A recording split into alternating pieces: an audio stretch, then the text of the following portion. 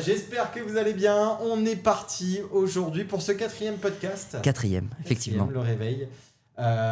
Comment vas-tu, Laurent ? Très bien, merci Raph. Et toi ? Ça va, impeccable. Je dors bien. Tu dors bien ? J'ai passé une bonne nuit. Petite séance de badminton ce matin ? Petite séance de bad. Bon, j'ai perdu 21. Ah, ça compte pas.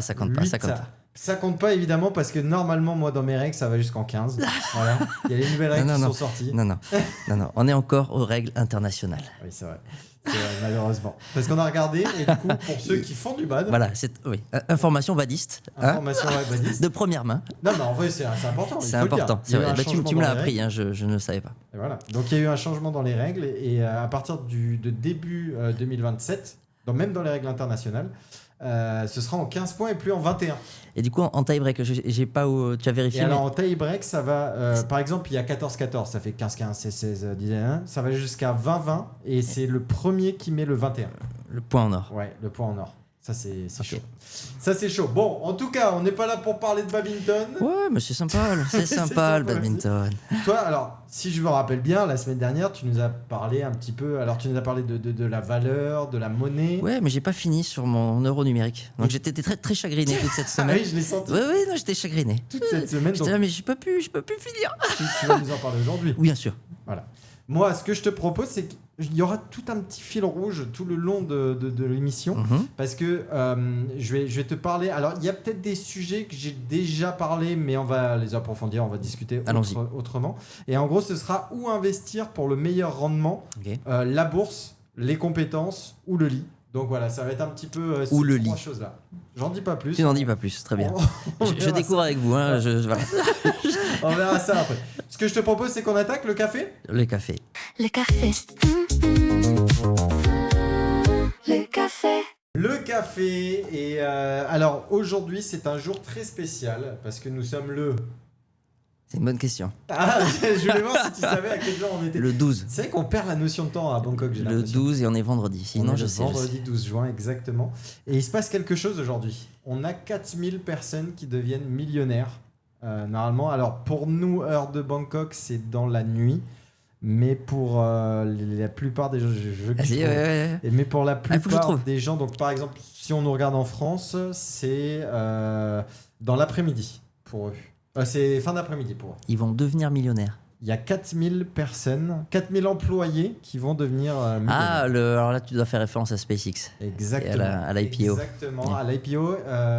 Et il y a du coup... Alors, IPO, c'est quoi concrètement ? C'est Initial Public Offering, c'est le fait qu'une entreprise qui jusque-là était non cotée, c'est-à-dire que toutes ces actions existent, mais elles n'étaient pas échangeables sur le marché public, et bien là, elle va mettre une partie seulement de ces actions sur le marché public.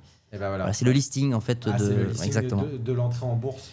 Le listing public des actions. Ok. Voilà. Et du coup, il va se passer ça ce soir pour nous dans la nuit.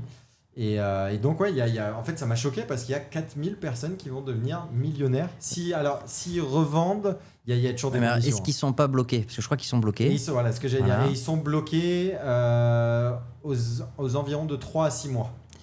Voilà, et en plus, dans ce que j'ai cru comprendre, c'est que dans la partie des actions qui vont être libérées, je crois que c'est 5%. Enfin, en gros, c'est très très faible. Ouais. Et donc, toi, connaissant bien l'univers des cryptos, quand un seul détient quasiment toute la supply, toute la quantité de tokens, il peut plus facilement pousser vers le haut. Parce qu'en fait, il y a moins de vendeurs mécaniquement. Donc, si il y a beaucoup d'acheteurs avec très peu de tokens, c'est pareil, d'actions disponibles, il est possible qu'on voit le prix monter, alors même que la valorisation de l'entreprise paraît déjà un peu démentielle. Je crois que j'ai entendu 1700 milliards de dollars. Ouais, c'est ça, 1750 milliards. Déjà, ça paraît énorme, mais comme peu de flottants, peu d'actions libres, peut-être beaucoup de demandes, il est possible qu'à l'inverse de la plupart des IPO, où souvent on voit le prix chuter, parce qu'il y a beaucoup de vendeurs, il y a beaucoup d'investisseurs de la première heure qui cherchent cette fameuse exit liquidity, c'est-à-dire que malheureusement le retail, le public, chauffé avec les médias, chauffé avec l'ambiance, et puis quel narratif que voilà, on va conquérir l'espace, aller sur Mars, mettre des data centers dans l'espace. Même le Wi-Fi avec Starlink. Avec Starlink. Oui, non, mais d'ailleurs je crois que les revenus c'est ça. C'est d'abord, je crois que plus de 60%, ça vient de Starlink. Même plus que ça. Et alors, c'est 89 € en moyenne par mois. Et il y a plus d'1 million de personnes qui l'ont. C'est hallucinant. Peut-être que j'ai les chiffres ici. Attends. Tac. 61%, bien joué, des revenus. Et ça représente 11,4 milliards en 2025. Et t'as 10 millions d'abonnés à $80 par mois. Oui, ça peut croître, il y a un marché encore très grand à choper, mais malgré tout, je crois que alors je me souviens plus des ratios, mais je crois que la capitalisation est encore une fois déjà trop grande. Mais comme peu d'actions vont être libérées et qu'il y a une énorme demande, on pourrait voir en gros l'action des prix mouner, partir. C'est une hypothèse, partir au nord parce que beaucoup de demandes, peu de vendeurs. Et donc après on va atteindre des capitalisations complètement délirantes, mais c'est pas grave, ça fera partie du narratif.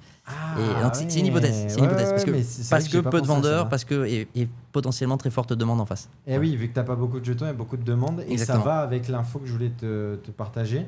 C'est habituellement, alors il y a des boîtes pour rentrer dans l'achat des tokens là. Normalement, tu sais, ils ouvrent à $200,000 minimum.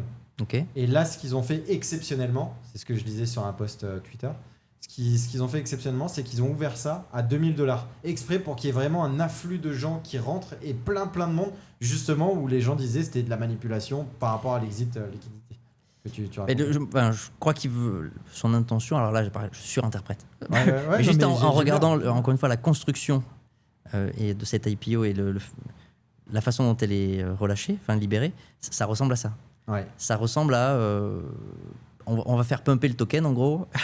ça fera parler de nous encore plus, même si au final notamment Musk qui possède, je sais pas, je crois 80-85%, enfin je crois que c'est monstrueux, je crois qu'il possède quasiment tout. Et lui il va pas en vendre une seule. Donc en fait lui mécaniquement il va pas faire du thune. Par contre il va lever, c'est-à-dire que l'entreprise en vendant ça va lever 60, 70, 80 milliards, j'en sais rien. Je crois que c'est cet ordre d'idée là. Je crois que c'est cette ordre d'idée. Elon Musk en lui-même, du coup, sa fortune, son patrimoine, parce qu'il y en a plein qui en parlent, c'est un peu le jeu du. C'est le plus riche du monde, le deuxième, on est plus proche, nous, du deuxième plus riche au monde que Elon Musk avec le deuxième. Que de lui. Mais moi, je pense que c'est pas le plus riche du monde. Ah oui.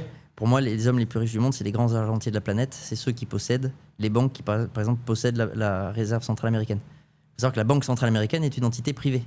Et pourquoi ces gens-là, par exemple, ils sont pas dans ces... Parce qu'ils sont en dehors. Ils vont pas se mettre dans les classements. En fait, tu peux choisir d'être caché ou d'être public. Plus ou moins. C'est qu'en fait, ces gens-là qui possèdent des banques, qui possèdent elles-mêmes la banque, la réserve fédérale américaine, comment t'évalues vraiment c'est vrai. Oui, c'est cool. Leur pouvoir. Mais ils ont un pouvoir de création monétaire qui, de mon point de vue, dépasse beaucoup de choses. Maintenant, c'est l'entrepreneur le plus riche. Et c'est un des hommes les plus riches. Mais pareil, il y a une histoire de liquidité, c'est-à-dire que lorsqu'on va ajouter mécaniquement 1700 milliards, admettons, à sa fortune, mais c'est pas liquide. Si lui il vendait tout, là il ferait lui-même effondrer le prix de son token. C'est un peu comme un Satoshi Nakamoto avec le Bitcoin. Qui a là aujourd'hui c'est suffisamment liquide, il a 1 million. Ce que je voulais dire par rapport à ça, c'est qu'en fait c'est un petit peu comme lui par rapport au fait qu'il y a tout le monde qui a des alertes sur son wallet. Oui. Là ça doit être le même système avec Elon Musk. Si lui il vend une action, il y aurait déjà ça, le côté psychologique, mais juste mécanique. Quand tu as 85% du stock. Ça me fait penser à Trump avec le... Oui, c'est ça. C'était un shitcoin. Avec son jeton. Mais Trump étant l'influenceur le plus puissant de la planète, il a réussi à chiller son shitcoin à des millions de gens, je pense, peut-être sur le... Encore cette semaine, il y a un énorme wallet, parce qu'on voit tout sur Hyperliquide, s'il y a tout qui est visible. Il y a un énorme wallet qui a un 100% de réussite actuellement, un génie de la finance, qui a lancé un énorme short 2 heures avant une annonce de Trump. Incroyable. Qui annonce qu'il a bombardé l'Iran. Là, c'était dans la semaine. Là. Et après, 8 heures après, je crois, ou quelque chose comme ça. Finalement, non, on les a pas bombardés. Mais quel génie. Et il a encore gagné de l'argent. c'est fort. Un gars avec beaucoup de talent. C'est trop puissant. C'est trop puissant. Et moi, du coup, j'avais juste une question pour finir avec SpaceX. C'est... l'image que ça va renvoyer, genre dans le sens où toi tu dis ça va moon. Non, c'est une hypothèse. Et je pense que c'est ce qu'il veut faire, oui. Je pense aussi. Maintenant que tu as mis ton hypothèse, je la valide. Ça va, on est d'accord. Si vous n'êtes pas d'accord, écrivez-le en commentaire. Donc là, concrètement, parce que moi je vais te jouer d'accord. token. D'accord. Voilà. Donc, alors, aucun conseil en investissement. Non, surtout pas. Je le gamble. Voilà, c'est bien. Mais en gros, je pense potentiellement faire ce que je voulais faire avec le Trump Coin. Le Trump Coin. Oui, que tu avais vu sortir très tôt. Voilà, alors je vais raconter l'histoire du Trump Coin. Ça me fait plaisir. Voilà, j'ai envie de la réentendre. Cette petite anecdote, cette fameuse. Où un matin, je me réveille, heure de Bangkok, donc c'est la nuit pour. En Europe, en Europe, je crois que c'est aux alentours de 2h du matin, truc comme ça. Vu que je me réveille très tôt, c'est pas habituel. Bref, je me réveille, il est 7h du matin. Et là, je vois un jeton venu de nulle part où ça commence à en parler, mais on sait pas trop si c'est un hack, pas un hack. Alors, les chiffres, je vais donner de l'à peu près. Ou une blague, excuse-moi, je te coupe, mais ou une blague parce qu'il y avait déjà pas mal de coins, enfin de shitcoins encore une fois, authentifiés de Trump, mais on savait que c'était pas lui, c'était pas vraiment lui. Oui, exact. Et du coup, on savait pas trop. Et là, je le vois, il est à 200 millions, un truc comme ça. De valorisation. Peut-être même moins que ça. Peut-être même. Attends, peut-être 20 millions, non. Non. Ouais, on est plus vers là. On est plus entre 10 et 20 millions, un truc comme ça. Parce que après, tu verras à la fin. Et en gros, donc je me dis, je joue ce token-là. Non, je regarde au début ce token-là et tout le monde en parle, machin. Tu vois, il monte. Et ce qui se passe, c'est qu'en général, quand c'est des shitcoins, enfin, même n'importe quel jeton, en général, il y a des prix stratégiques, des prix un peu magiques. C'est-à-dire que quand il va monter, qu'il va taper son 1 million pour la première fois, en général, il y en a plein qui vendent au 1 million de market cap sur le token. Parce que, ou juste des prix, par exemple, le premier dollar, ou arriver à 10. Tous les chiffres ronds psychologiques sont souvent des zones de vente évidentes. Donc dans la logique, tu as le 10 millions, tu as le 100 millions, tu as le 1 milliard. Si tu fais sur les market cap, effectivement. Voilà, si je fais tu as les deux. Tu peux avoir les market cap et tu peux avoir après le prix du token. C'est vrai. Et du coup... Je pars de ce principe-là et on est début d'après-midi, donc il y a 4-5 heures qui se sont passées. Et je le vois, il est aux alentours de $10. Bah justement, le prix psychologique. Je crois qu'il est à 7-8 $. Alors, je me dis, tu sais quoi, je suis un génie, moi. Je suis un génie, on le short. On envoie un petit short et moi, alors... Et c'est vrai. Je venais de toucher un bel airdrop, donc j'avais pas mal d'argent. Je vais même pas dire les chiffres, je vais dire, mais en gros, voilà. J'ai mis un petit billet par rapport à... Voilà, j'ai voulu manager mon truc, j'ai mis un petit billet. Et je me suis dit, vas-y, let's go, je le short à 7-8 $, le Trump. Et là, il s'arrête pas. Alors non, au début, il me donne raison. Et alors, le seul chiffre que je donnerais, il me donne raison. Et je vois, putain, plus 3000, plus 4000. Et alors moi, blaireau comme je suis, tiens, j'étais en train de manger avec un pote. Tiens, regarde comment on fait 3-4 000 balles en 5 minutes, là, juste en mangeant, tu vois, des trucs de con, tu vois. Bref. Fin du repas, moins 4-5 000 balles. Voilà. Et là, on commence à jouer. Donc là, qu'est-ce qui se passe? Donc, il monte à 11-12 $, 13, 14, 15. Bon, je dis, vas-y, là, pas possible. Là, forcément, il va redescendre un petit peu. Je rebalance un petit peu en short. Oui, tu rajoutes de la marge. Je rajoute de la marge. Oui, il ne faudrait pas se faire liquider trop tôt. Je rajoute de la marge. Ouais, je rajoute et de la marge et dans mon prix, quoi. Parce que tu peux racheter ou de la marge ou alors vraiment racheter des jetons en short. Et donc tu augmentes aussi ton short. Voilà. Tu fais pas que rajouter de la marge. Voilà, c'est ça. En fait, c'est même pas je rajoute encore plus agressif. C'est j'augmente mon short, qui me rajoute de la marge. Parfait. Ouais. Tu fais les deux. Okay. Et voilà. Et du coup, donc ça continue, et puis ça continue à monter. Et je me rappellerai toujours, on part de ce resto et je suis sur le scoot là au moment-là. Mais méga dangereux, tu vois. Va conduire un scoot quand t'as un énorme short comme ça et que ça va pas dans ton sens et qu'il y a rien qui se passe bien. Donc je regarde et j'ai peur, hein, tu vois. Et puis ça fait et puis de temps en temps, ça revient un peu vers mes prix et du coup je suis perdant, mais bien moins perdant qu'avant. Et j'attends. Et puis là, d'un coup, il y a les annonces qui se passent. Il se passe des choses qui fait que le truc, il commence à exploser vers le haut. Donc il me donne tort à fond. Et là, du coup, t'avais compris que c'était le vrai Trump ou pas? Et là, oui, j'avais compris, mais je restais toujours persuadé que ça allait retracer. Voilà, qu'il y a un moment donné, parce que là, on parle on était à 1 milliard. 1 milliard, 2 milliards, tu vois. Et en fait, ce qui se passe, c'est que le truc, il s'est jamais arrêté. Il a fait que de monter jusqu'à 70 milliards. Je sais plus. De mémoire, c'était quelque chose comme ça. Mais alors, le prix, et le prix du token, $80. Je l'ai. Il est allé jusqu'à $80. Il était tapé les $80. Et moi, du coup, donc mon short, alors on en était à 15-16 $. Mais du coup, À $20, j'en rajoute en short. À $22, j'en rajoute en short. Et j'en rajoute. Et au final, je clôture mon short en perte aux alentours des $33. Et je me rappellerai toujours parce que j'aurais pu tout perdre, évidemment. Parce qu'en plus, j'ai all-in toute ma bien sûr. Et surtout que toi qui as les chiffres, tu sais. Après, c'est pas non plus des millions. Non, mais et, enfin, ni même 1 million, c'est bien moins que ça. Non. Mais en gros, voilà, j'aurais pu tout perdre. Et je me suis fait très, très peur. Et je me rappelle toujours que le lendemain, je me suis dit, ah ouais, là t'as vraiment fait le con. Et ça m'a donné de l'expérience, en vrai. Comme une histoire aussi qui m'était arrivée, ça c'était il y a longtemps, c'est en 2020-2021. En fait, il y avait Elon Musk qui chillait pas mal le Dogecoin, ouais. Le Dogecoin. Et en gros, ce qui s'était passé, c'est qu'il y avait une tendance aux alentours du 3 février 2020-2021, je me rappelle toujours de mon anniversaire. Et en fait, moi j'ai dit à mes potes, venez, parce que j'habitais à Malte au moment-là, venez les gars, on se fait un petit week-end à Gozo, full trading, tu sais, la soirée full trading.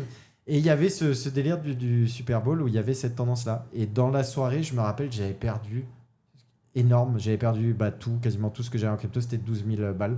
Okay. Donc quasiment tout ce que j'avais en crypto et j'étais dépité. Et je m'étais dit, ça me servira de leçon. Ça m'a servi de leçon pendant 4-5 ans. Jusqu'à Trump. Qui m'a attaqué. Ça fait un petit rappel. Mais et du coup voilà, et ce que je voulais dire par rapport à cette entrée, alors parce que il y a Coin Academy, tu connais ? Non. Coin Academy qui est un journal, un site de crypto en fait qui parle de la crypto, etc. Ok. Qui fait des formations, etc. Oui, mais est-ce que c'est lié à un journal ou pas ? Le journal du coin, pas du tout. Non, c'est pas lié. Ok. Et c'est CryptoPixel. Ok. Oui, lui je connais. Voilà, qui est derrière ce site-là avec d'autres, des anciens potes de Malte d'ailleurs. Ok. Et en gros, ce qui s'est passé, c'est que eux avaient tweeté, c'est comme ça que moi je l'ai vu, ce jeton, sur le Trump. Et après toute cette histoire, ils ont dit, c'est marrant parce que si vous aviez acheté pour $100 au moment du tweet, là vous auriez $180 000. Ouais, au sommet. Au sommet. Ouais. Mais c'est fou. Ah oui, non, mais tu te dis, c'est incroyable. Donc si j'avais pas fait mes conneries, avec des sites toujours, on parle de ce principe-là, mais si je n'avais pas fait ces conneries, que j'avais juste longue. Allez, dixième, j'achète en longue. Juste comme ça. Après, j'aurais jamais tenu et machin, je le sais, je me connais. Je me serais arrêté à x2 et terminé, tu vois. Mais ça me fait d'ailleurs penser à une histoire de Yoviral qui l'a raconté en public. Donc je peux même vite fait la raconter. Mais lui, il nous a donné à plusieurs de Malte un jeton qui était t'avais le Dodge et l'autre c'était le Shiba. Le Shiba. Et il avait entendu en boîte de nuit un mec à Dubaï qui lui dit ça, le Shiba, mon gars, c'est ça qu'il faut, voilà, c'est ça qu'il faut acheter. Et en gros, il a mis dedans et son meilleur pote avait mis dedans aussi. Et ils ont mis un délire de 10-15 000 euros dedans. Et en fait, le truc, il a explosé. Mais comme quoi, tu vois, moi, j'aurais fait comme son meilleur pote, c'est-à-dire m'arrêter à x2. Or, lui a tenu et l'a gardé. Il a laissé courir. Et il s'est réveillé un matin, il le raconte, il était à 10 millions. C'est donc bon. il a fait 10-15 000 balles jusqu'à 10 millions. Je sais, alors mentalement, fort, hein, bien joué parce que je sais pas comment il a fait. Toi, t'arrives à tenir un peu les jetons comme ça ? Non, pas comme ça, jamais eu. T'as jamais eu un gros coup en crypto ou alors t'aurais pu faire un énorme coup Pas comme ça parce que j'ai jamais concentré le risque à ce point-là. Ok. Après, j'ai fait plusieurs coups et effectivement, laisser courir ses gains, c'est ce qu'il faut faire dans l'idéal. C'est pas facile parce que l'aversion au risque s'active dans les gains.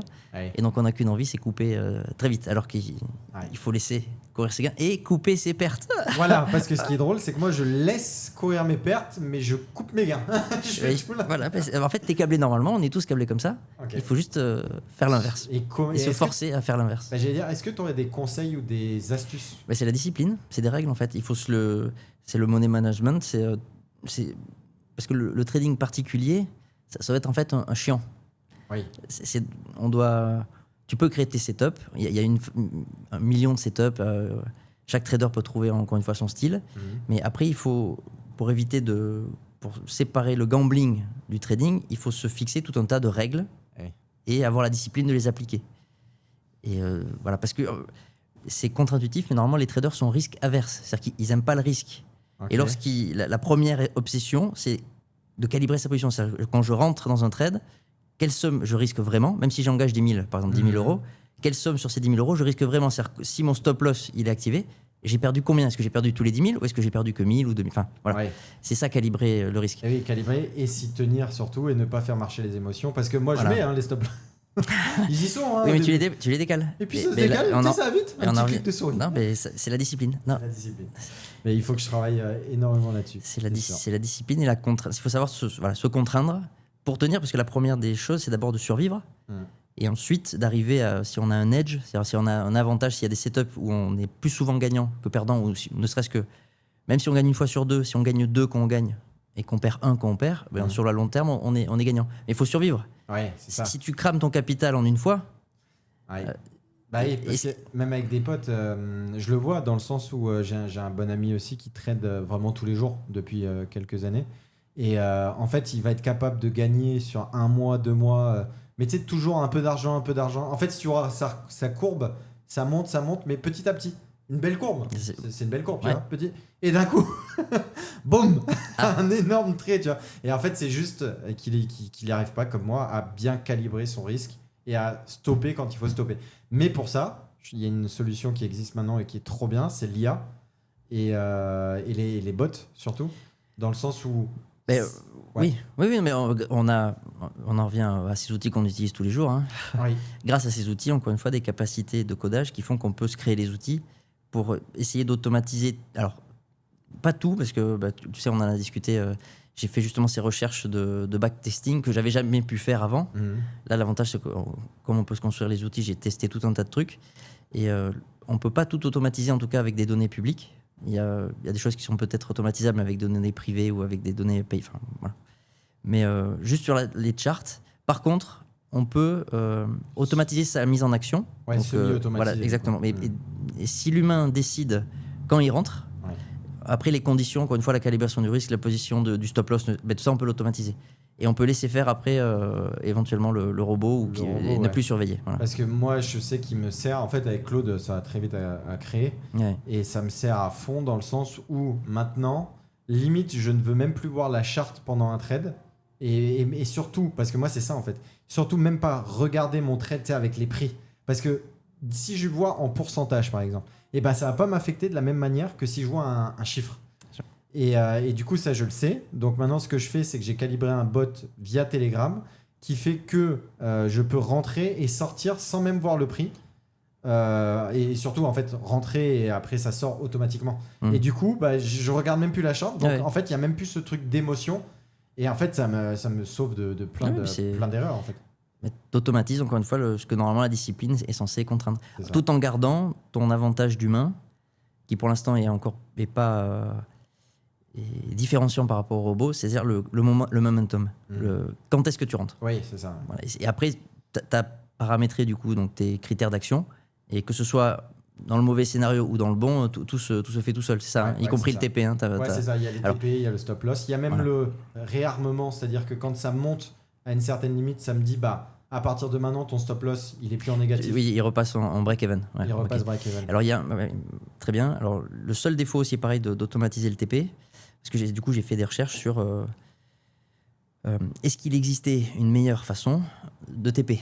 Parce que le plus acheter, c'est très facile. Ouais. Et calibrer son risque, c'est pas si compliqué. Le plus difficile de tout, c'est savoir comment bien TP. Comment bien sortir comment bien sortir en positif. Okay. Alors, les gens peut-être qui n'ont pas vont dire c'est évident. Non, oui, c'est évident. Tu vois, non, parce qu'on en revient au fait qu'il faut laisser courir ses gains. Oui. Que lorsque le gain devient significatif pour vous, l'aversion au risque dans les gains va s'activer. Vous aurez envie de couper, alors que non. Oui. Et si tu automatises ton TP, tu coupes en gros tes grands gagnants. Oui. C'est-à-dire que de temps en temps, il va y avoir des décalages à moyenne ou certains actifs qui vont complètement partir de façon irrationnelle et qui vont te rapporter un multiple de ce que tu as mis en risque qui va sortir de l'ordinaire. C'est-à-dire qu'au lieu de gagner 2 pour 1, le truc classique, tu cherches à gagner 2 pour un risque de 1, les fameux R. Ouais, donc si tu mets 100 €, tu cherches à gagner 200 voilà. Et à perdre 100. Si tu coupes à 200 tout ton trade, tu as gagné 200, c'est bien. Oui. Mais en fait, le truc qui monte, une fois, on va dire une fois sur 5, une fois sur 10, le truc peut faire 5, 6, 10 R des fois. Et alors, pour en venir à l'exemple du Shiba, et là où c'est très fort, c'est qu'avant de passer, mettons qu'il ait mis 10 000 et qu'il a fini en 10 millions, c'est pas passé en ligne droite. Ah non, c'est-à-dire que ces 10 000 sont tout simplement en 100 000, sont peut-être revenus à 50, puis sont repassés à 250, 300, sont repassés à 100. Et donc, Bon, alors, c'est un professionnel de poker, hein, Viral. Donc. Mais il a pas, il retirait quand même. Il faisait des TP partiels. Il faisait des TP. Parce que je sais qu'il racontait que, par exemple, pendant 1 ou 2 semaines, tous les matins, il se réveillait, il avait plus 100 000. Et en fait, il retirait 100 000 tous les matins. C'est une façon déjà rationnelle d'agir et à la fois de sécuriser une partie des gains tout en laissant courir le gros du trade. Ouais. Mais encore une fois, c'est une option. Et le fait de faire ça ampute potentiellement les gains. Oui, c'est clair. Oui. Mais voilà, donc il n'y a pas, en fait, je vous le dis, il n'y a pas une bonne façon de TP. Il faut trouver la façon qui nous correspond. Qui vous correspond. Et c'est encore une fois, il n'y a pas de bonne réponse parce qu'il faut à la fois laisser courir ces gains, mais à la fois, à un moment, c'est-à-dire que quand on laisse courir, il y a forcément une volatilité à accepter. C'est-à-dire qu'on laisse le trade aller vers le haut et à un moment, la volatilité à la baisse va revenir. Mais il ne faut pas couper de suite.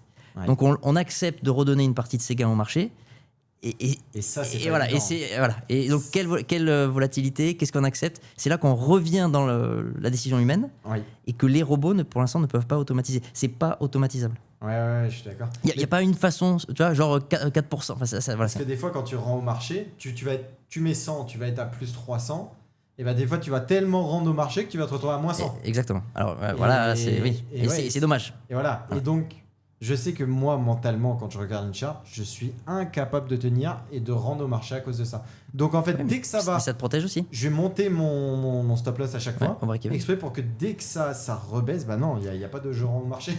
J'ai mon argent, je garde mon argent. Et tu vois, dans les règles un peu automatisables, alors je parle en tant qu'humain, mais ça doit pas se faire en robot, quand l'action des prix dépasse ton 1R, je crois que c'est ce que tu fais d'ailleurs, ça peut être le signal de te dire, mon stop loss, je le mets à mon point d'entrée, comme ça, quoi qu'il se passe, même si je rends le gain potentiel, je sors à break-even. Et après, tu pourrais, en acceptant un peu plus de risques, attendre d'arriver à 2R pour le faire. Parce que des fois, ça va aller faire 1R, ça va revenir à ton point d'entrée et ça va repartir. Ça m'est arrivé plein de fois. Donc, tellement de fois et c'est frustrant. Et souvent, je relance. et là, mon gros trade de la journée. Tu voulais dire un truc sur le sujet-là ? Oui, en fait, il faut essayer d'imposer ses conditions au marché. Oui. Sinon, c'est le marché qui nous balade. Oui, c'est un peu. Et maintenant, j'ai le robot, donc maintenant, un peu moins. Du coup, tu te fais moins balader et tu vas, grâce à cet outil, tu vas davantage imposer tes conditions. J'espère. Mais j'en suis persuadé. C'est même sûr. Voilà. Mais par exemple, là, un trade que je vais prendre typiquement ce soir, je pense, c'est, alors aucun conseil en investissement toujours, hein, mais c'est par exemple le hype. Tu vois, genre, typiquement, j'ai eu une discussion avec mon pote tout à l'heure. Lui, il m'a dit, je short, pour moi, BTC, hype, ça plonge.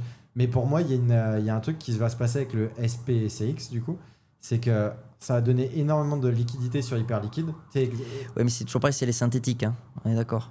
Là, du coup, ça va passer dans le vrai. Tu crois que les tokens qui seront échangeables sur hyper liquide, ce sera des... Ah, dans le sens là ? Non, je pense que ça reste des synthétiques. Alors, est-ce qu'ils seront backés vraiment par les véritables actions ? Ce sera backé vraiment sur les véritables. Ça, c'est sûr. Ça serait bien. Ouais. Parce qu'ils font ça à chaque fois. Donc, et c'est pour ça qu'à chaque fois d'un coup, ça fait un boom ou un boom. Tant mieux, si c'est backé sur les véritables actions, c'est bien. Ouais, ce sera le cas. Et c'est pour ça qu'ils attendent énormément de volume. Et donc, qui dit énormément de volume, dit beaucoup de frais. Qui dit beaucoup de frais, dit beaucoup d'achats de rachat de tokens. Donc moi, je joue là-dessus et je me dis que ça va monter. Mais après, si le BTC se pète la gueule, parce que, en fait, il y a toujours ce truc de le BTC peut perdre parce que toute la liquidité va aller dans le SPCX, qui lui va moon. Ouais. Tu parles de façon macro là ? Tu parles Ouais. Toi, tu crois pas ? Non, que toutes les liquidités iront dans le... Pas toutes les liquidités, mais une belle partie qui va faire baisser le Bitcoin. Non. Ah ouais ? Même via Anthropic et toutes les... Non, là, actuellement, la liquidité se concentre dans le domaine de l'IA et donc SpaceX se rajoute. Donc ça va augmenter la concentration dans, en gros, la technologie et dans les entreprises tech américaines. Là, il n'y a pas de... Ça, c'est sûr. Ouais. Mais... et ça va pas faire baisser le marché du Bitcoin, de la crypto. Le BTC, il est décorrélé à beaucoup de choses. Il y a part les liquidités mondiales. Et là, c'est vrai qu'on est... par exemple, la BCE, hier, a réaugmenté ses taux. Donc, le fait qu'une banque centrale réaugmente les taux, elle rend l'argent plus cher. Et donc, si je fais une simplification, en gros, il y a un peu moins de liquidité. Parce que les banques peuvent émettre, par les prêts, un peu moins d'argent. Okay. Donc, cette raréfaction de la liquidité affaiblit BTC. Okay. Donc, on est déjà dans un... En fait, l'écosystème macro, il est pas porteur pour BTC et les cryptos. D'ailleurs, pour BTC, c'est quelque chose, mais les cryptos, on le voit depuis un moment. Parce que le bain de sang véritable, pour l'instant, il a été sur les cryptos, notamment Ether, mais pas que. Alors que BTC, pour l'instant, on est dans un marché baissier qui reste pour l'instant soft. Puis on est loin. Ça a fait entre moins 77 et moins 78% au dernier marché baissier. Et sinon, avant, c'était plus de moins 80%. On n'y est pas du tout encore. Là, on est à combien à peu près, tu sais ? Je crois que c'est moins 60, un truc comme ça. Faudrait regarder, j'ai plus exact le truc en tête. On va dire une dernière. Ouais, mais c'est énorme. C'est... Non, mais c'est monstrueux. Les 20, parce que plus tu t'éloignes, tu sais, du 100%, plus chaque pourcent représente plus en absolu. Ok. Et mathématiquement, ça fait quoi ? Ça fait. Je visualise pas. Que passer. Alors, je vais dire peut-être n'importe quoi, mais quand tu es à 90%, par exemple, tu as mis 100. Oui. Tu passes à 90%, oui. Il te reste 10. Oui. Ok. Et tu te dis que perdre 1 de plus, c'est rien. Oui. Sauf que si toi, tu rentres à ce moment-là, le 1% de plus par rapport au top, ça va être 10%. Ah oui, d'accord, j'ai capté. Ok. Oui, ça le fait aussi même sur les mêmes coins. En fait, ce qui se dit, c'est que si ton même coin il perd 80%, et ben t'as pas besoin que ça fasse 80% vers le haut pour récupérer tes 80%. Il faut faire beaucoup plus. Beaucoup plus. En fait, jusqu'à 11-12%, c'est à peu près équivalent, je crois. C'est-à-dire qu'en gros, si tu perds 10-11, il faut gagner 10-11. Ouais. Et plus tu t'éloignes, par exemple, si tu perds 50%, il faut faire x2, donc il faut faire x100%. Voilà, c'est ça. Ouais, voilà. Et en fait, plus tu t'éloignes de ce top, et donc tu arrives dans les 85, 90, et plus il faut faire des multiples complètement délirants. Ça me fait rire parce que c'était un ministre qui a dit ça. Il a dit mais le Bitcoin il a perdu 50%. Vous faites un 50%, on est bon. Hein. Il y avait je crois. Je crois que c'est un monsieur le maire, je crois, qui nous avait sorti où il avait perdu 100%. Enfin, un délire avec zéro. Une énormité. Oui. C'est fou. Enfin voilà, du coup le SpaceX qui sort ce soir. Donc après ça va contribuer, je vais là-dessus à concentrer les liquidités, ça c'est tout à fait possible. Ouais. Toi tu vas en acheter ou pas ? Non. Ou tu regardes juste ou même pas ? Je regarde de loin. Moi je regardais en vrai. Tu sais que j'adore. Pour moi c'est comme un feu d'artifice. Genre quand il y a des événements comme ça, même dans la crypto, dans n'importe quel marché, même dans peu importe. Je vais aller regarder et juste voir les bougies en 1 ou 5 minutes. Et tu vois là, ça monte, ça descend. Et juste ça me stimule. C'est de la dopamine que ça me donne. Ouais. Ah ouais, alors que je fais rien et que je parie pas. Non, mais écoute. Mais juste de le gambler en toi. Mais ça m'anime, tu vois. Je trouve ça. C'est fou. C'est-à-dire que c'est une bougie, tu sais, ça peut représenter des millions ou des milliards. Et tu vois, ça fait des variations de ouf. À cette échelle-là, ouais. Ouais, non, c'est exceptionnel. Bon. Laurent, ce que je te propose, c'est qu'on passe à la suite et qu'on passe à l'euro numérique. C'est ce que tu voudras. On passe à l'euro. Mais je veux bien finir sur mon euro numérique. On va, c'est-à-dire, en parler après, maintenant. Après, oui. Après. Sinon, on passe à mon sujet, mon prochain sujet. On passe à après le bip. Et on fait ça. Ça marche. Après le bip. Après le bip. Après le bip. Alors du coup, ce qu'on a fait dans ma phrase du début, où investir pour le meilleur rendement, la bourse. On l'a fait avec SpaceX, un petit peu, on en a parlé. Mm-hmm. Et ensuite, est-ce que tu te souviens de ce que je t'avais dit ? Il y a la bourse. T'as parlé d'un lit. À la fin. Et du coup, il y a les compétences. Tes compétences. Et pourquoi je dis ça ? Parce que je me suis un petit peu renseigné. Et on a 50 Cent, typiquement, qui au cours de sa carrière a fait des millions et des millions et des millions, a acquis énormément de biens, énormément de compétences aussi, a rencontré énormément de monde, etc. Et était très riche. Et est tombé à zéro, ou du moins a fait banqueroute ou pas loin, quoi. Et en fait, il a su rebondir et tout exploser encore plus en investissant, lui, dans l'eau. Okay. Notamment, je sais pas si tu savais. Non, pas du tout. Il avait, en fait, quand il était au plus bas, il s'est dit, tu sais quoi, je vais... Et donc, il lui restait un peu de cash. Oui, pour qu'il investisse dans l'eau. Imaginons s'il avait 100. Non, mais j'aime bien il est retombé millions. À zéro. Bon, il lui restait 10 M. Ces 10 M, il les a mis dans des entreprises qui font. J'ai plus les chiffres, mais en tout cas, il était vraiment plus bien du tout. Oui, par rapport à d'où il partait. Voilà, c'est ça. Et donc, encore une fois, il avait son petit matelas de 10 millions. Mais admettons, donc c'est. Mettez-vous à sa place, il avait vraiment rien. Il avait que 10 millions. Donc là, vous vous projetez ? Non ? Ah, dommage. Il a investi dans l'eau. Je suis désolé, j'ai pété ton histoire. Non, mais c'est pas grave. Il a investi dans l'eau et bref, dans l'eau, ça a explosé. Et il est devenu beaucoup plus riche qu'avant. Très bien. Enfin bref, ça c'est une histoire. Moi, ce que je voulais te poser comme question aujourd'hui, c'est si là, demain, tu te réveilles, t'es à 0 €. Oui. Arrête, je sais que là tu m'attends en mode pour me casser. J'aime pas quand tu. Et en fait, Demain, tu te réveilles, tu es à 0 €, mais Oui. tu as le droit de garder tes contacts, tes compétences, etc. Qu'est-ce que tu ferais déjà demain matin à ton réveil pour te refaire? Ah, tu t'attendais pas à cette question-là comme ça. Ma femme, elle a de la thune ou pas? Ou même elle, elle a plus de thune? Non, on a plus de thune. Et toi, toute ta famille, vous êtes tous dans cette maison. On n'a plus rien du tout. Plus rien du tout. C'est-à-dire, tu te réveilles, tu tombes à 0 €, mais tu gardes tout le reste, tout ce que tu sais, tout le reste. Qu'est-ce que tu fais le lendemain matin? Qu'est-ce que je me suis dit. Qu'est-ce que tu fais? J'ai encore mes clients ou pas? T'as encore. Est-ce que j'ai mon ordinateur? Attends, mais t'as tout. Je continue avec mes clients. Et je continue de leur rendre cela. Non, t'as pas tes clients. Tu n'as pas tes clients. Mais t'as des contacts. En fait, t'as tout. Ouais, tu perds ton business. La dystopie. Oui, alors si je perds mon business. Mais alors, j'ai une assurance, j'ai une autre compétence de chirurgien. Donc j'imagine que la compétence la plus actionnable à court terme, ça serait ça. Donc en fait, tu repartirais dans la chirurgie pour. J'irai voir.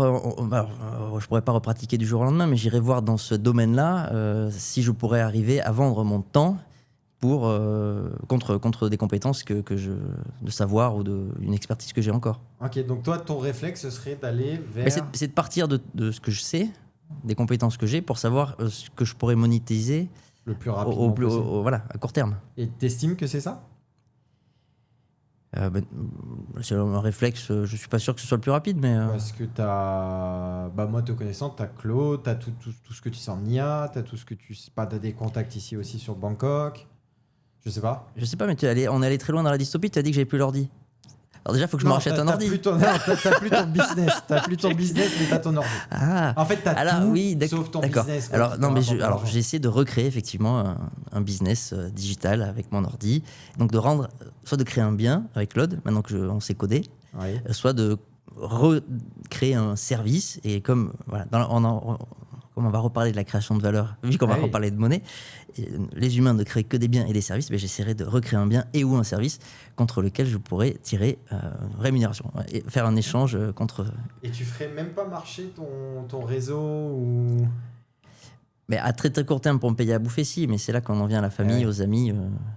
Là, encore une fois que tu pousses la dystopie très très loin, mais oui, c'est vrai qu'après il faut tout. J'ai des amis qui pourraient me prêter de quoi manger, je pense, de quoi me payer à boire et à manger pour ma femme et mes enfants. Oui, le temps que oui, c'est vrai. Donc le contact, les amis, les précieux, la famille, ça peut servir à ça dans des périodes de grand désarroi. Voilà. Et d'ailleurs, avant les amis, c'est souvent la famille. C'est là que lorsqu'on a de bonnes relations familiales, c'est les liens les plus puissants, ils sont là parce que j'ai une très bonne relation avec mes parents. Je sais qu'ils me recueilleraient, y compris dans la grande misère. Je sais qu'ils prendraient de leur temps, de leur argent pour s'occuper de nous. Alors, on dit c'est normal, mais non, tout le monde le ferait pas, non. Et après, pour ceux qui n'ont pas une famille avec de bonnes relations, des fois, ils arrivent à recréer ces liens aussi intenses avec des amis proches, mais c'est très rare. C'est très rare. Et du coup, la question, c'est est-ce que en combien de temps tu estimes pouvoir revenir à ton niveau où tu es actuellement? Aucune idée. Aucune idée. Non, vraiment, c'est... Parce que là, si tu pètes mon business, il faut que je reparte sur autre chose. Aucune idée. Ok. On est plus sur du 6 mois, sur du 1 an, sur du 10 ans, du 20 ans? Aucune idée. Aucune idée. Très bien. Voilà, c'est tout pour mon sujet. Non, mais dis-moi, et toi, du coup? Moi, j'y ai pas réfléchi. J'ai réfléchi à te poser la question. Non, moi, si je devais repartir là, demain, je me réveille, je repars de zéro.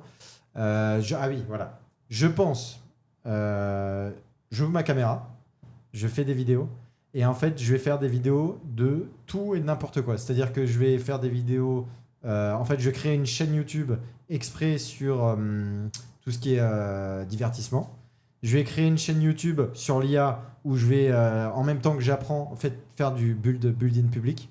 Donc, en même temps que j'apprends, je montre ce que j'apprends, etc. Et ensuite, monétiser ces choses-là. Et je pense que, vu que j'aurais été au pied du mur, à 0 €, je vais pouvoir rattraper ce que j'ai là en l'espace de 6 mois, 1 an. Okay. Parce que je charbonnerai 10 000 fois plus et tu sais, j'ai ce truc, je sais pas si tu l'as toi ça. Quand t'es au pied du mur? Ouais, mais t'as déjà été au pied du mur ou pas? Oui. En quelque sorte, oui. Tu veux raconter ou pas spécialement? Genre, qu'est-ce qui s'est passé pour avoir été au pied du mur? Quand j'ai plus travaillé. Ah oui, dans l'entre-deux, entre la chirurgie et le business. Okay. Et quand tu vois, j'avais une activité rémunératrice que je pouvais plus pratiquer. Donc c'est une sorte de pied du mur. Alors j'avais de l'argent de côté pour réfléchir et faire les choix que j'ai faits. Mais... Oui, donc tu n'étais pas totalement au pied du mur. Moi, ce que j'appelle au pied du mur, c'est vraiment... Là, tu n'as pas le choix, quoi. Tu as un mois, tu vois. Dans un mois, tu es dans la merde. Après, peut-être que tu l'as eu, mais... C'est pas exactement comme ça, non, mais ça se... Parce que ça, c'est chaud. Hein. Moi, ça m'est arrivé une fois. C'était retour de... Bref, dans ma vie, il y a quoi ? Il y a 4-5 ans, quelque chose comme ça. Où genre, j'avais ma chaîne YouTube et tout tournait bien et tout. Et vu que j'avais tout arrêté, etc., et il y a eu un moment donné où, tu sais, je m'étais dit, je me rappellerai toujours, en plus, j'ai les conneries de quand t'es jeune, tu vois. Tu te dis, t'as des sous de côté. Par exemple, sur un an, t'as 30 000 € de côté. T'es large. Je suis large, là, tu vois. Donc tu vis vraiment en mode pump it up. Tu fais, en plus, je faisais la fête pas mal à Paris et tout. Et en fait, tu te rends compte que ça va très vite.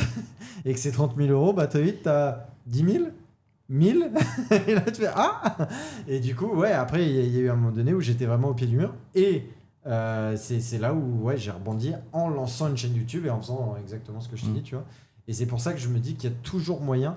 Et en fait, que l'une des forces qu'il faut accueillir, qu'il faut réussir à faire quand tu es au pied du mur, je pense, de nos jours, c'est réussir, peu importe le domaine de compétence ou peu importe le hobby, de réussir à fonder une communauté. Et que c'est ça le plus important. Parce qu'en fait, quand tu as une communauté, peu importe dans quel domaine, tu peux générer de l'argent grâce à cette communauté. C'est-à-dire que si tu es passionné de téléphone, et tu vas faire des vidéos sur tous les téléphones et tout, et tu auras plein de passionnés de téléphone.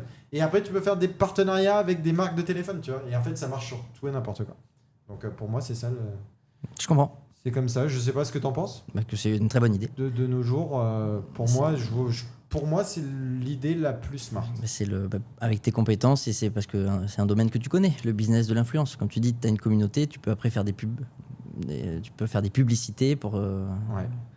des biens ou des services, encore une fois. Et c'est un service de faire de la pub. Ouais, et puis toujours pareil, c'est évidemment tu peux aller travailler au McDo, mais là moi je te parle pour pouvoir. Tu peux faire les deux. Oui, tu peux faire les deux. C'est vrai que moi à l'époque, je sais pas si je l'avais déjà dit, mais je travaillais au KFC et en même temps que je travaillais au KFC, j'avais fait les vidéos YouTube. Et même à un moment donné, je charbonnais tellement au KFC que je pouvais plus faire de vidéos YouTube. Je te dégue. Enfin voilà, c'est fou. Hein. Non mais c'est. Tu voulais nous parler de l'euro numérique alors? Oui. Alors on va faire un gros résumé. Ouais, c'est ce que la monnaie, c'est un outil qui représente la valeur. Okay. Cet outil, il a besoin d'un support. Le support, il a été physique et aujourd'hui, il est majoritairement digital. Les euros, nos euros, sont majoritairement digitaux, mais ils sont contrôlés par un ordinateur dans les banques commerciales. Oui. Il y a un humain qui dirige cet ordinateur. Oui. Et ces humains-là, ils peuvent aussi décider d'en imprimer plein. C'est pareil avec l'ordinateur de la banque centrale. Sauf qu'on n'a pas d'argent. L'argent qui est capable de créer la banque centrale, à part les billets, qui sont de la monnaie de banque centrale, nous, on n'a pas de compte directement à la banque centrale. Oui. Okay, elle est capable, par contre, d'en prêter ou d'en créer pour les banques commerciales. Pourquoi Bitcoin est là ? Bitcoin, il est là parce que, en gros, ce pouvoir de création monétaire, donc de ce duo banque centrale, banque commerciale, a été, ils en ont trop abusé. En gros résumé. Ils ont imprimé beaucoup trop. Et on n'imprime même plus. Encore une fois, ils ont juste ajouté des chiffres sur l'ordinateur, des quantités d'argent sur l'ordinateur. Oui, ils avaient le cheat code illimité. Exactement. Et donc Bitcoin, c'est une réponse à ça. C'est dans le monde digital. C'est un support de notre outil monétaire et qui est limité. Voilà. Par design, c'est-à-dire les gens qui l'ont codé, la personne ou les gens qui l'ont codé, ont programmé pour qu'il n'y en ait que 21 millions. C'est la rareté dans ce monde digital. Monde digital où donc, les propriétaires des ordinateurs des banques peuvent le multiplier et où, si vous avez une photo, par exemple, on peut faire copier-coller. Quand tu as un outil digital, ou un fichier digital, tu peux souvent le multiplier, tu peux le copier-coller. Mais Bitcoin, il a résolu en gros la double dépense. Tu peux pas copier-coller un Bitcoin. Donc à la fois, il est rare, à la fois, tu peux pas le multiplier. Ça, c'est BTC. Grâce à BTC, tout le reste des cryptos est apparu. Donc, Ethereum. Voilà, donc des logiciels qui sont capables d'émettre des crypto-monnaies, donc c'est d'autres tokens, qui là vont pas être limités ou pas être aussi précieux ou rares que BTC, mais en tout cas ça a permis toute cette nouvelle classe d'actifs. Et cette nouvelle classe d'actifs, elle est programmable. D'accord. On peut ajouter des conditions. Les smart contracts. Grâce aux smart contracts, mais par exemple, tu sais que aujourd'hui le stablecoin dollar, donc une crypto-monnaie qui suit le cours d'une monnaie normale, d'une monnaie fiat, par exemple le dollar, donc c'est l'USDT, c'est le plus gros au monde. L'entreprise qui l'a créé, Tether, a le pouvoir de geler les transferts. Ouais, mais parce qu'elle l'a programmé. C'est-à-dire que dans la construction du token, elle a mis dans un espèce de contrat qu'elle pouvait geler. Exactement. Okay. Alors c'est des conditions que tout le monde connaît. Mais il y a des conditions, j'allais dire. En fait, il faut que ce soit un hack ou quelque chose comme ça, non ? Oui, mais il n'empêche que l'entreprise peut le faire. Ouais. Jusqu'à maintenant, quand tu as tes billets en main, tu peux... J'ai une question, parce qu'elle peut le faire, mais elle... comment dire ? Est-ce qu'elle écoute quelqu'un avant de le faire ou pas ? Genre, il y a un pouvoir décisionnaire ?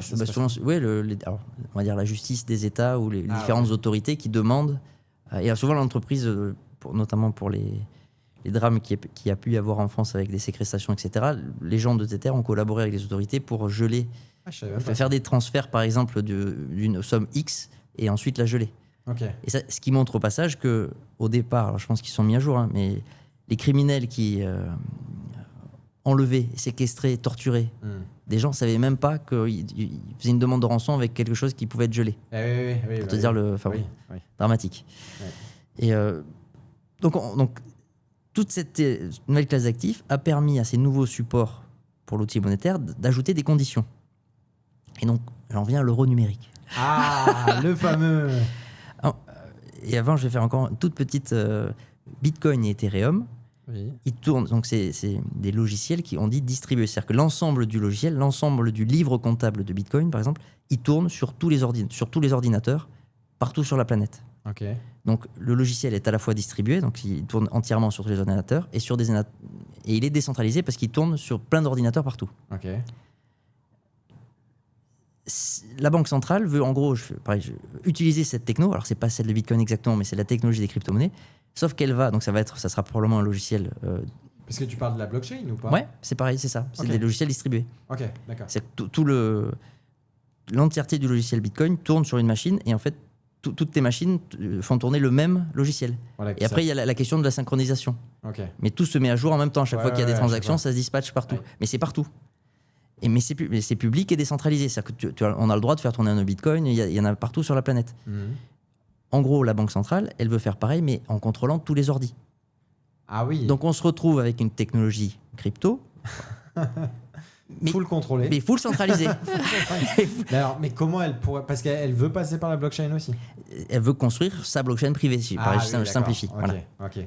Ah oui.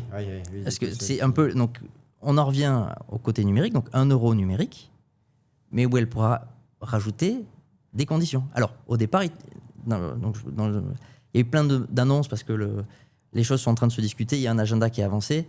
Et tout n'est pas joué. D'ailleurs, il y a même une opposition entre ce que veut faire la Banque centrale et le secteur privé, y compris les banques commerciales. Ok.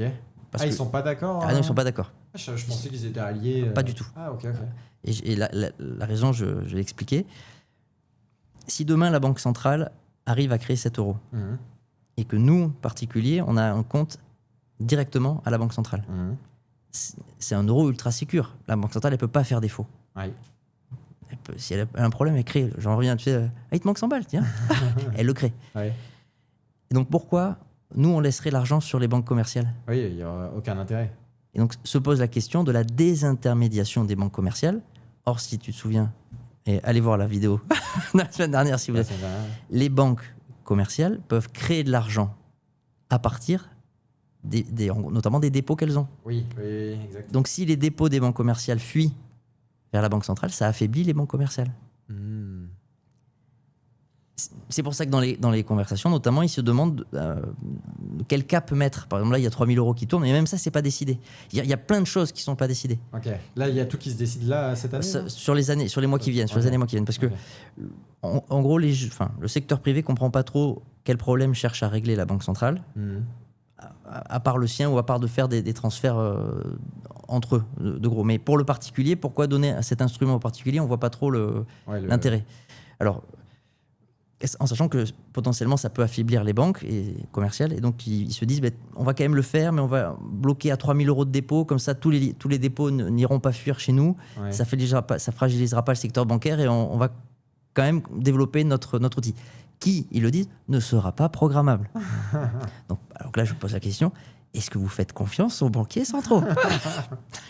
Si, parce que moi, j'entends, ne sera pas programmable pour l'instant. Pour l'instant, oui, parce qu'en fait, ils peuvent faire mais ils contrôleront tous les ordinateurs. Oui, voilà, ouais.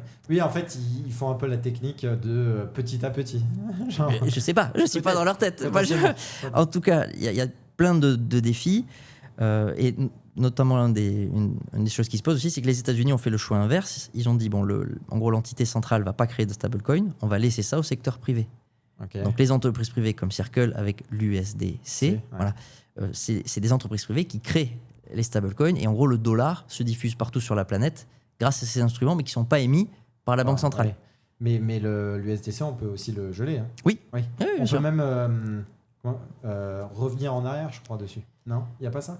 Je sais pas. Il me semble. Tu peux reverse une transaction? Ouais, il me semble que sur l'USDC, ça avait été le cas, je crois, via Hyperliquid, hein, et qu'il y a eu une demande pour sortir l'argent.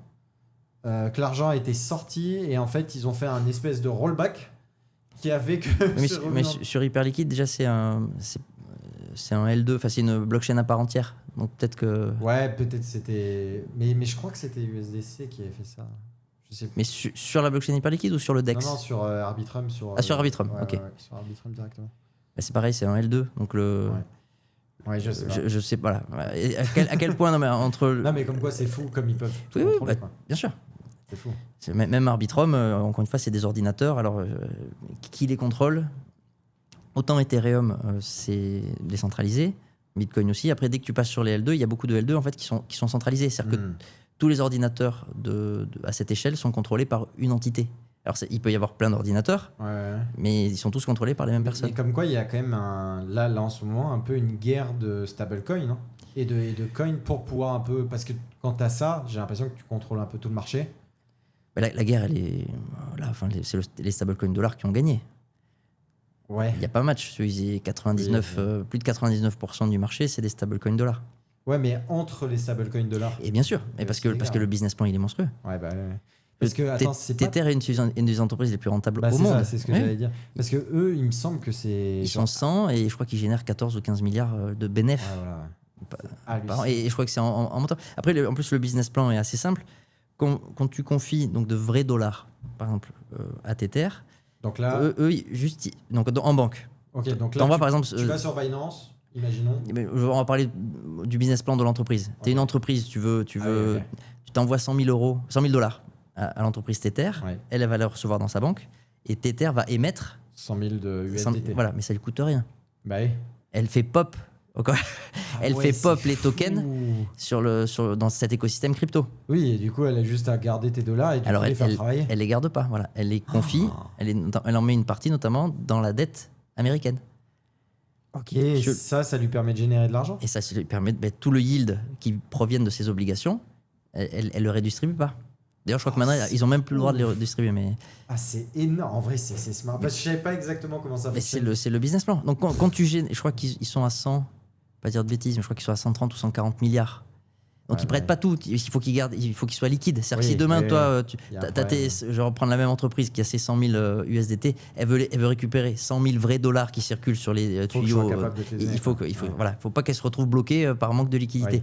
Mais malgré tout, quand tu as 130 milliards, t'en mets une petite partie et bon, quand ça bosse à 4%, voilà, ça 4% de 100 milliards. De 100 milliards, pardon. Exactement. C'est quoi? C'est tranquille. Mais c'est trop smart. Oui, mais c'est pour ça bien sûr, c'est un marché monstrueux. Ouais. Je pensais pas que ça fonctionnait de cette manière-là. Et c'est pour ça aussi que l'État américain pousse, parce que ces instruments se répartissent partout, contribuent à dollariser même des petits porteurs, même des gens qui n'avaient pas de banque. C'est le côté positif de cette technologie-là, c'est que même pour des gens qui vivent avec 10, 20, 50, 100 dollars par mois, ils peuvent échanger en dollars et pas dans une monnaie pétée dans un pays un peu moins stable que... Oui, pour les pays sous-développés, c'est pas mal. Par exemple. Et la question, c'est est-ce que le fait qu'ils créent l'euro numérique, est-ce que ça va être le même fonctionnement? Dans le sens où moi, je te donne des euros, toi tu me rends un euro numérique et tu peux farmer. Non, justement, okay. non. Je pense qu'il n'y aura aucune compatibilité avec. Non, justement. Okay. C'est-à-dire que là, aujourd'hui, il existe des stablecoins euros qui sont compatibles avec la DeFi. Même la Société Générale, elle en a sorti un, l'euro CV. Okay. Leur CV. Voilà. Ouais. Donc, encore une fois, l'écosystème privé, banquier et même entreprise a déjà créé des stablecoins euros, mais la liquidité, elle est ridicule. Okay. C'est vraiment. Encore une fois, il y a moins d'1 milliard de liquidité en stablecoin euro, alors que. Et tout le reste, c'est en dollars. Ah oui, ok, ouais. Le marché, je crois qu'il y a 700 millions, entre 700 et 800 millions de liquidités en stablecoin euro, ce qui est ridicule par rapport au marché et aux liquidités qui existent en euros. Je veux dire, on est la deuxième, enfin l'euro est la deuxième devise la plus profonde après le dollar. Alors, ouverte, on va dire, parce que la Chine, on va pas compter. Mais... Oui, c'est vrai que tu as la Chine aussi. Mais c'est moins ouvert. Leur renminbi est pas ouvert comme l'euro ou comme le dollar. Voilà. Mais donc le secteur privé existe, mais il est pas promu. Et donc le stablecoin euro répond à autre chose, mais je suis des problématiques que les acteurs ont du mal à se mettre d'accord parce que est-ce que la Banque centrale veut après retirer le cash en sachant que par exemple dans les dispositifs qui seront accessibles, je l'ai appris là récemment, il y aura apparemment des échanges en ligne, où là la Banque centrale verra ce qui se passe, mais tu auras la possibilité d'échanger du cash, ton crypto-euro, enfin ton euro de Banque centrale, mais hors ligne, et là a priori, même la Banque centrale verrait pas, ça serait comme du cash. Oh là, c'est quoi ça? Ouais, ça pue, hein. Mais attends, parce que ça se matérialise comment? Ah, c'est en mode décentralisé complet. Voilà, genre tu dois peut-être pouvoir faire échanger de portable à portable. Parce que viendra avec l'euro numérique un wallet. Oui, avec un espèce comme en Thaïlande, par exemple, un scan. Peut-être. Pour transférer très rapidement. Et donc tu auras ton app directement connectée avec les ordi de la Banque centrale. Okay. Et puis tu as un mode en ligne où là, tout ce que tu payes, elle va... Oh, plein de données. Qu'est-ce qu'ils font, mes sites? Parce que là, les banquiers centraux, ils n'ont pas accès à ça. S'ils veulent avoir les achats et ventes, toutes les habitudes de consommateurs de tous les clients, il faut qu'ils demandent à toutes les banques. Oui. Et les banques ont le droit de donner? Alors, si la justice arrive, la banque elle le fera, mais de façon systématique, non. Et je crois même qu'elle protège, on va dire, je sais pas le bon côté, mais c'est des actes. Savoir ça, c'est un avantage énorme et ça se monnaie. Et donc, elles ne remontent pas, à ma connaissance, les banques commerciales ne remontent pas ces informations à l'entité centrale. Mais vu que ça reste des banques commerciales, ça peut remonter s'ils payent au-dessus, non? Ouais, mais je crois pas. Okay. Je crois pas que ça se fasse parce que après il y a quand même une séparation. Encore une fois, les banques commerciales sont des entités privées. L'État est l'État et d'ailleurs la banque centrale est ici en France, enfin ici en Europe, je crois, une émanation du public. Encore une fois, la Réserve fédérale américaine est une entité privée. Oui. Donc, alors que la Banque centrale européenne, je pense, est une émanation notamment des banques, par exemple de la Banque de France, etc. Je crois que c'est des filiales des banques centrales européennes. Ok, je sais pas. De chaque État. Je crois que c'est comme ça le montage. Mais ça reste public. Ce que je veux dire, c'est que ça reste public. C'est pas une création du secteur privé. Ok. Après, si c'est faux, dites-le moi. Mais... Oui, n'hésitez pas à nous aider. S'il y a des spécialistes... non, mais là on va très très loin dans la construction juridique. Oui, c'est vrai que... Non, c'est fou. Et donc, le plan... Et alors, pareil, sur le déploiement, parce qu'il y a plein de...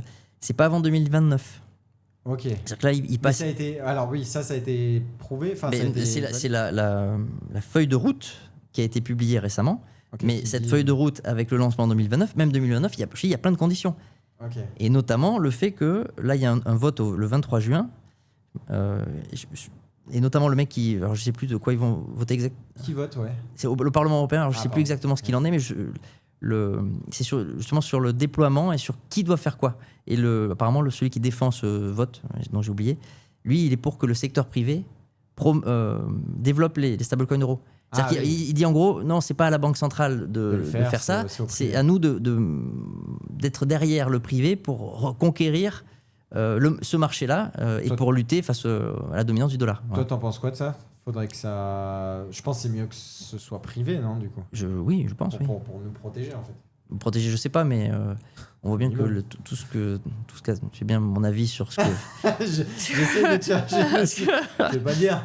Je peux le dire, si. Donne ton avis, on est là pour ça, non? Qu'est-ce que t'en penses? Je pense que c'est complètement inefficient. Ah, voilà, merci. Quatrième épisode, hein, on a dû attendre le quatrième. C'est inefficient, donc ça sert à rien. Je pense qu'ils cherchent à régler, encore une fois, un problème qui est le leur, mais qui ne répond pas à une demande des gens. D'accord. Voilà.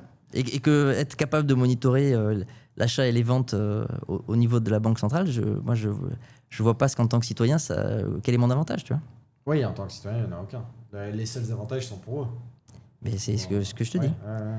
Et pourquoi retirer le cash? Alors oui, tout se digitalise, mais bon, ça reste un outil. Alors, c'est l'outil principal, hein, justement, quand on parle de terrorisme ou de blanchiment ou de trafic. Il y a beaucoup de mauvaises informations sur les cryptos, mais les cryptos sont un très mauvais outil pour tout ça. On a parlé des entreprises qui sont capables de geler leurs jetons, mais tout sur les blockchains publiques est transparent. Et donc, on peut souvent remonter. Et aujourd'hui, les capacités d'exploration, c'est des très mauvais outils pour la criminalité. Les dire, c'est que le Bitcoin sert énormément à tous ces trafics-là. Ouais, c'est marginal, c'est faux. Alors que c'est faux. Ouais. C'est faux. Ça a été prouvé par le FBI. C'est faux. Ouais, parce qu'il y en a plein qui y croient encore. Hein. Oui, mais c'est faux. C'est moins de 0,5% de toutes les transactions crypto qui sont considérées comme criminelles, en sachant que pour les fiat, donc les €, c'est 5%. Okay, et donc c'est pareil en termes de volume. Enfin, tu vois, le volume. Et en plus, il y a beaucoup plus de volume en fiat, incomparable. En cash, quoi, par exemple. C'est incomparable. Il y a deux mondes. Ouais. Voilà. Mais ça reste un outil qu'ils ne contrôlaient pas intégralement. Alors maintenant, comme ils vont pouvoir le monitorer, je pense que peut-être que la FUD diminuera tranquillement, peut-être. Ouais. Ah, tu dis la FUD? Oui. Ok. Toi, tu dis quoi? Je dis la FED. Non, le Fear, Uncertainty and Doubt, c'est FUD. La peur, le FUD. Le FUD. Le FUD. Très français. Mais c'est très bien. Donc le FUD va démarrer avec l'État. C'est comme ça m'a fait rire. J'avais un pote qui m'avait dit, comment tu dis du coup, je vais essayer, mais vas-y. En gros, moi, j'appelle ça Coinbase. Oui, ok. Voilà. J'avais un pote qui disait Coinbase. Ok, ouais, c'est très bien. Moi je dis Coinbase aussi, mais moi j'aime bien Coinbase aussi. Ça me fait rire. C'est très bien. C'est tout. Je dirais Coinbase à partir de maintenant. Et du coup, donc 7 € numériques, on en a fini ou tu veux on en a fini, il y a pas mal d'infos. Ah oui, non, mais c'est énorme. C'est énorme, mais je veux juste voir si on est. On s'approche. Ok, mais parce que s'approche du fait que. Le pouvoir que va pouvoir donner. Mais potentiellement, c'est potentiellement le support digital va être demain une partie dans la banque centrale et que ce support digital sera potentiellement programmable, même si là, je te dis, dans les communiqués, ils disent bien que non, l'euro numérique ne sera pas programmable. Vous pourrez programmer des paiements, mais il ne sera pas conditionné en gros à... L'exemple typique, c'est j'ai acheté trop de viande, je suis bloqué. Parce que tu peux tout imaginer, comme cet outil digital, ce support digital de nos monnaies, tu peux rajouter des conditions. Et c'est la première fois que les autorités ont ça. Ouais, la dévaluation monétaire, c'est historique. Tu vois, avec les pièces d'or, avant, les mecs, ils grattaient... pour récupérer l'or. Tu pars d'une pièce avec 100%. Tu grattes, et au début, ça se voit pas. Tu as récupéré quelques pourcents. Mais tu fais ça sur plein de pièces. Tes pièces, elles sont passées. Mais bien sûr, elles sont passées à 98%. Ça se voit pas. Oui, ça se voit pas. Sauf qu'ils continuent jusqu'à ce qu'il n'y avait plus rien. Après, tu fais les mélanges de métaux. Ah ouais. Et oui. Donc ça, sur la dévaluation, alors, ça existait même encore une fois avec le support or. Ah, fort. Avec les supports métaux précieux. Mais ajouter une condition dans ta monnaie or, ça n'existe pas. Oui, non, ça n'existe pas. Si tu veux la convertir pour, encore une fois, du bœuf, un billet d'avion, tu peux faire ce que tu veux. On est d'accord que ça a de gratter les euros, de gratter les pièces en euros, du 2 €. Ah, ça sert à rien. Parce que la valeur nominale, donc ce qui est inscrit sur la pièce, vaut plus que la pièce. Oui, voilà. Comme le billet, comme Ok, on est d'accord. Et juste, j'avais une question. Là, donc tout ce que tu as dit, tu as expliqué que c'était en train d'être voté. Le 23, il y a cette histoire de... Ça, c'est un des faits qui est voté le 23, mais il y en a d'autres qui sont... Après, ouais. Mais alors, ma question, c'est qui... Là, par exemple, imaginons, il y en a qui sont contre 7 € numériques, qui regardent le podcast. Ils peuvent pas faire grand-chose. Voilà, j'allais dire, à notre échelle, qu'est-ce qu'on... on peut rien faire. Je crois pas. Parce que c'est qui vote, c'est les... Non, mais c'est dommage, pour la semaine prochaine, je te dirai exactement ce qui s'est voté. Du coup, ça sera passé en plus. Okay. Non, même pas, ça sera pas passé encore. Donc, je t'expliquerai exactement l'opposition. J'ai retenu l'opposition sur le fait que le Parlement européen, en gros, souhaiterait, je pense, s'opposer carrément au projet de la Banque centrale qui, elle, a déjà émis sa feuille de route, comme je t'ai dit, le 29. Mais sa feuille de route, elle est conditionnée à certains c'est ça, c'est comme ça en fait. La feuille de route de la Banque centrale européenne est conditionnée à des votes parlementaires. Genre, elle veut l'assentiment du peuple. Ou la validation des représentants du peuple. C'est des représentants du peuple, mais c'est pas le peuple. Non. Je trouve ça dommage. Pour un euro, pour la monnaie de tout un continent. Mais alors, j'avais fait une vidéo dans mon contenu éducatif où Christine Lagarde nous demandait... elle faisait une petite vidéo promotionnelle parce qu'elle expliquait que sur le billet de 50 €, c'était sa signature, mais que c'était notre monnaie. Et en fait, ils avaient lancé tout un sondage, toute une campagne. Alors pareil, maintenant, quand je comprends un peu la thune qu'il faut pour faire des films pro, avec la campagne marketing, etc., tout ça, c'était pour l'esthétique du billet. D'accord. Donc là, pour te demander l'esthétique du billet, elle te demande. Ah, elle a demandé. Maintenant, s'il faut imprimer un peu plus, un peu moins... Ça ne demande pas. Non. Sujet trop sérieux. Non, c'est beaucoup trop sérieux. Par contre, la couleur du billet, oui. Ah, oui. Et parce que c'est sa signature, mais c'est ton argent. Donc c'est ton argent quand ça les arrange, et c'est leur argent quand ils... Voilà. C'est vraiment comme donc non, c'est exactement. Donc non, ils ont une feuille de route, mais qui maintenant peut être... Alors, si quand t'es citoyen, tu peux te renseigner, tu peux essayer de dire à ton représentant européen que t'es pas d'accord et qu'il faut qu'il s'y oppose, et peut-être que par les relais européens, ils arriveront à s'opposer. Encore une fois, il y a certaines étapes qui sont conditionnées à l'acceptation des représentants du Parlement européen. Okay. Mais autant te dire que j'y crois pas, parce que c'est souvent qu'une histoire de temps, même s'ils se font temporiser, ils reviendront par la fenêtre, d'une façon ou d'une autre. Oui, de toute manière, ils arriveront à... Surtout que là, ils ont déjà choisi un peu les prestataires pour travailler, parce que c'est pas la Banque Centrale Européenne qui va construire ça. Tu vois, ils recrutent des prestataires pour bâtir tous les... Voilà. Et après, il y a des projets pilotes, des tests, et je dis, c'est pas avant 2029, si tout se passe bien, et si c'est accepté, il y a beaucoup de si, et s'il faut, on le verra jamais. Oui, ça se trouve d'ici là, il y aura un truc complètement révolutionnaire. On sera peut-être repassé au franc. Puis, de toute manière, je sais que dans pas longtemps, on ne mourra plus. Alors là, c'est privé joke qu'on a eu à deviendra immortel. On va devenir immortel. Voilà. Non, amortel. C'est quoi la différence ? Mais c'est que immortel, c'est que même si tu te fais écraser par un bus, ou tu meurs pas. Tu meurs pas. Il n'y a rien qui peut te tuer. Alors que là, c'est juste que le vieillissement sera vaincu. Et donc tu viens amortel, tu meurs pas pour de cause de vieillissement. Tu peux vivre autant si tu n'arrives pas d'accident. Ou si on a eu un gros débat là-dessus à midi. D'ailleurs, dites-nous dans les commentaires si ça vous intéresse qu'on fasse une fois un débat là-dessus. Non. Ça pourrait être... Non, t'as pas envie trop perché. Ça peut être rigolo. On va les perdre. Juste un petit débat de 5 minutes, tu vois. Juste trop perché. Moi, en tout cas, ça m'a bien plu. Oui, est-ce qu'on passerait pas à la suite ? Si. Allez, c'est parti. Double espresso. Double espresso. Le double expresso, le fameux. Quand on trinque comme ça avec son café. Moi, j'adore toujours ce magnifique... Ces belles animations. Cette belle animation. D'ailleurs, que vous n'entendez pas sur Spotify. Et je trouve ça dommage. Du coup, n'hésitez pas à venir nous voir sur YouTube aussi. Parce qu'il y a énormément de personnes, tu m'as dit, qui nous écoutaient sur Spotify. Énormément. Voilà, donc n'hésitez pas à passer aussi sur YouTube.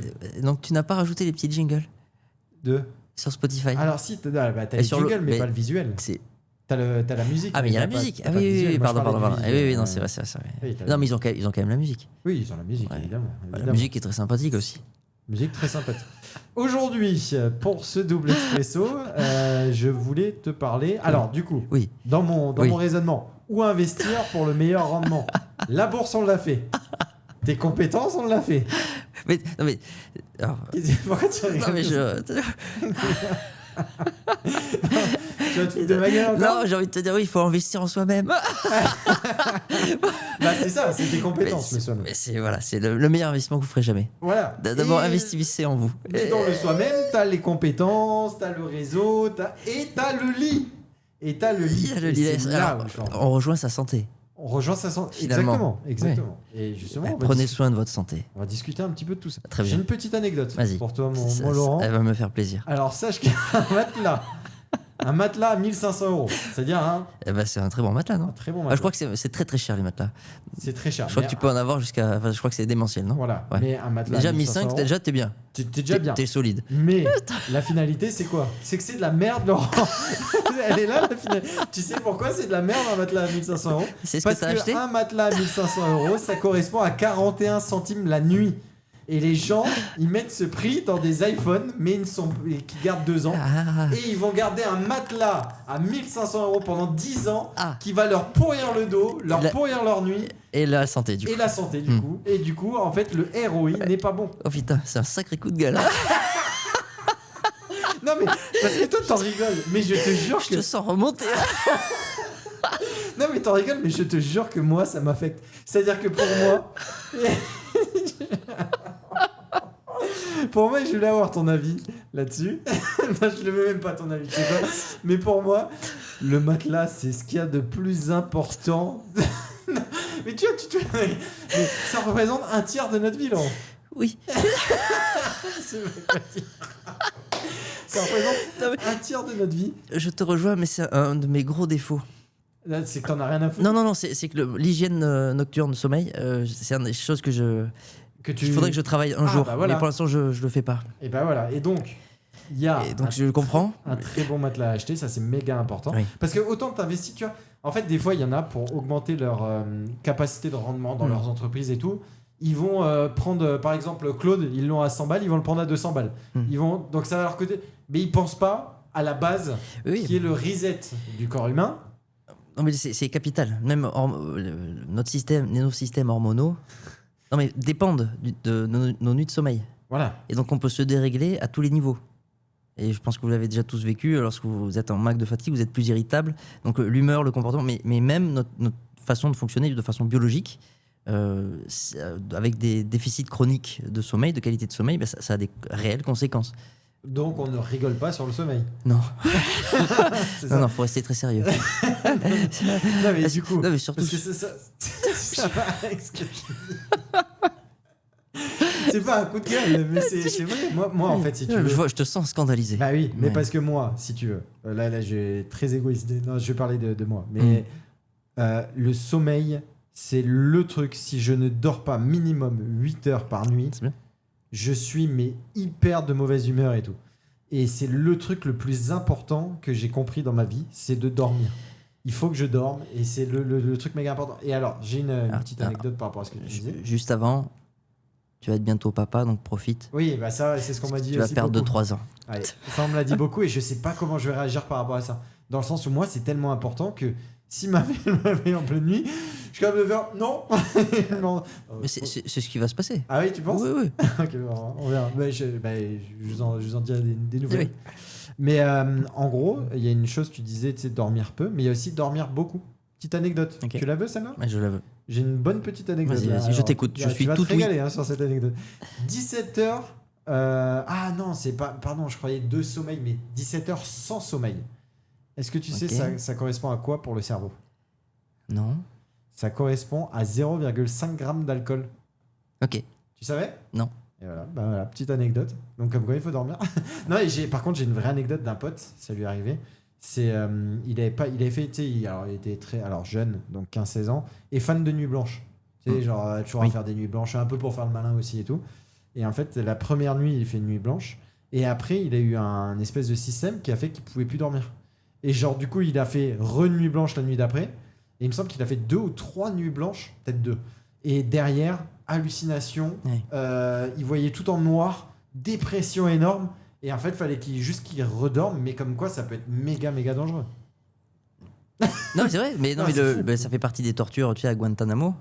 Ils font de la privation de sommeil. Et Guantanamo, c'est une prison américaine qui ne respecte aucun des droits humains et où ils pratiquent, je pense toujours, de la torture. Alors évidemment, ça va être que pour les terroristes officiellement, mais je sais pas. Voilà, bon. Après, la torture, c'est tellement, c'est millénaire. Peut-être c'est ce qu'on en sortira, je sais pas, mais ça me. Bref, et donc ça fait partie la privation de sommeil est une torture. Ok. Ça, plus la privation des sens, ils les mettent dans le noir, ils mettent de la musique aussi, donc ils saturent les sens, ils les troublent et ils te privent de sommeil. Voilà. Et donc c'est efficace, mais comme quoi, voilà. Mais du coup, on en vient à une question que je vais te poser selon toi. Mm-hmm. Est-ce qu'il vaut mieux dans la vie, t'es un patron, d'accord ? Est-ce qu'il vaut mieux que tes employés dorment 8 heures par nuit et travaillent 10 heures ou travaillent 12 heures et dorment 6 heures ? Mon calcul est juste, oui, mon calcul est juste. T'as compris ou pas? Non. En termes de rendement, qu'est-ce qui est le mieux? Ils dorment où sur le travail? Oui. Mais il te manque, pour ton entreprise, il te manque des heures. Ils peuvent travailler 12 heures et après aller dormir chez eux 8 heures. Oui. C'est vrai. Non, mais qui produit plus? T'as compris mon raisonnement? Est-ce qu'en dormant 8 heures et en travaillant 10 heures, tu produirais pas plus qu'en dormant 6 heures et en travaillant 10 heures? Non, mais il faut que tu utilises toute la journée si tu veux poser un préalable. Ok, on va utiliser toute la journée. En gros, est-ce qu'ils dorment que 6 heures et ils travaillent 18?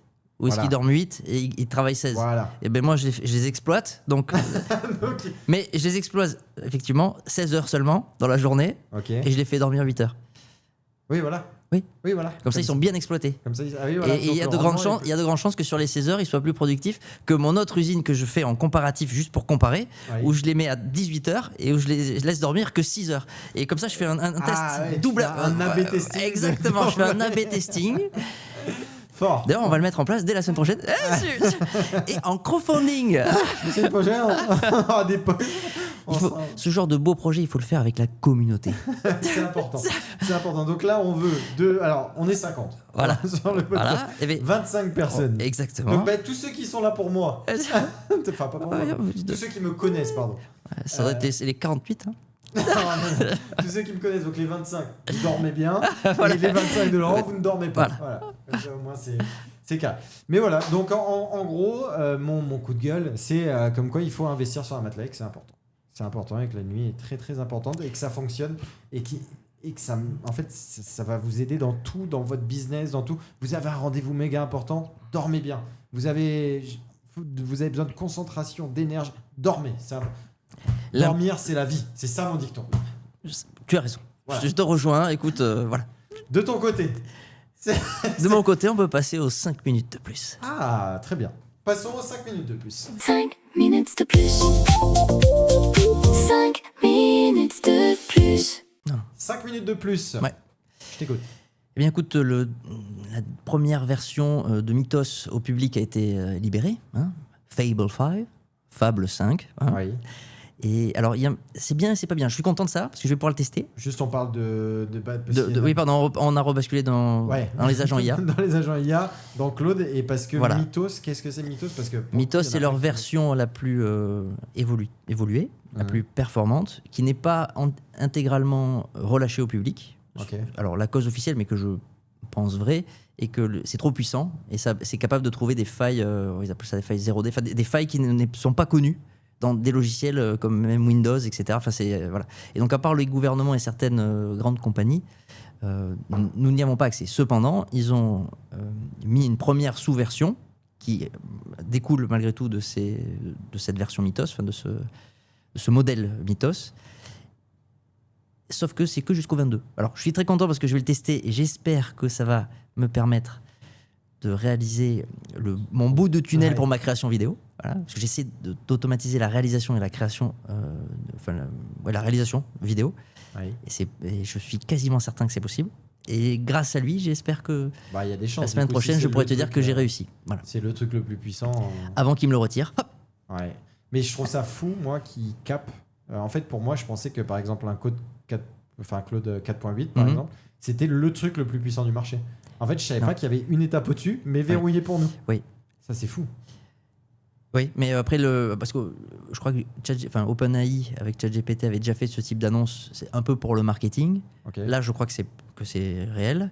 Et il y a de grandes chances que OpenAI ait des choses aussi en réserve qu'on ne connaisse pas ou qu'ils se renvoient la balle. Voilà. Ah oui, qui lutte un peu. Maintenant, pour en revenir à l'abonnement, c'est quand même... du coup, le 22 juin, ils le retirent de l'abonnement et on ne peut y avoir accès que en payant directement par API. Et là, les frais sont parce que ça stratosphériques. Combien, tu penses? Tu sais estimer ou pas?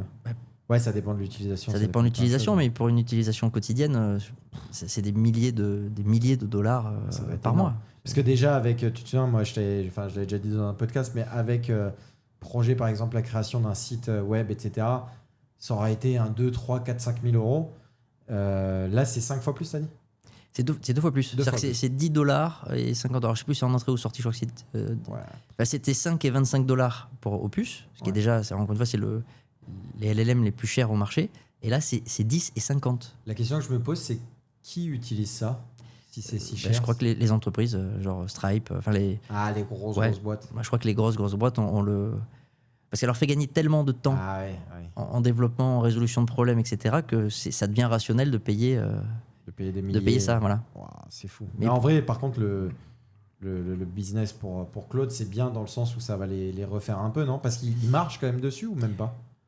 Oui, non, mais il marche énormément. Après, c'est surtout que toutes les projections... Alors là, on en revient à la bourse. On fait le lien avec le fait que toutes les liquidités se concentrent sur toutes ces entreprises, même si Anthropic n'est pas listé. Oui. Mais ça se concentre sur toutes les entreprises autour. Nvidia, les constructeurs de puces, etc. Et ces gens-là, tout ce beau monde, font des projections sur les revenus futurs. C'est-à-dire qu'ils appellent ça le CAPEX. En gros, ils prennent les revenus du mois et ils multiplient par 12 en disant si on reste comme ça, à la fin de l'année, on aura fait tant. Et dans leurs projections, alors, parce que ces derniers mois, Anthropic a déjà eu une progression juste folle. C'est-à-dire que d'un mois à l'autre, elle a été capable de multiplier par 2, par exemple, ses revenus. Donc déjà, les revenus étaient fous. Et en plus, il les multiplie. Et donc, quand tu prolonges sur un an, tu te dis waouh. Sauf que, et c'est là qu'il y a le nerf, la guerre économique qui est en train de se jouer entre la Chine et les États-Unis. Elle se joue là, c'est-à-dire que tous les investissements qui sont faits et qui sont pharaoniques se basent sur des projections de gains en multipliant encore une fois le revenu actuel sur 12. Ah ouais, donc ça veut dire que là, si du mois 1 au mois 2, ça a fait x2, ils disent que ça va faire x2. Alors, pas forcément sur le x2, mais il faudrait déjà rester à ce x2-là. Ah oui, d'accord. Déjà ce qui est pas sûr. C'est-à-dire que s'il y a un concurrent qui... Et j'en viens à la Chine. Oui. La Chine, ils ont des modèles frontières, donc ils sont pas encore au niveau, mais ils sont pas loin. Avec DeepSeek, c'est ça? DeepSeek, et même Alibaba, c'est Qwen.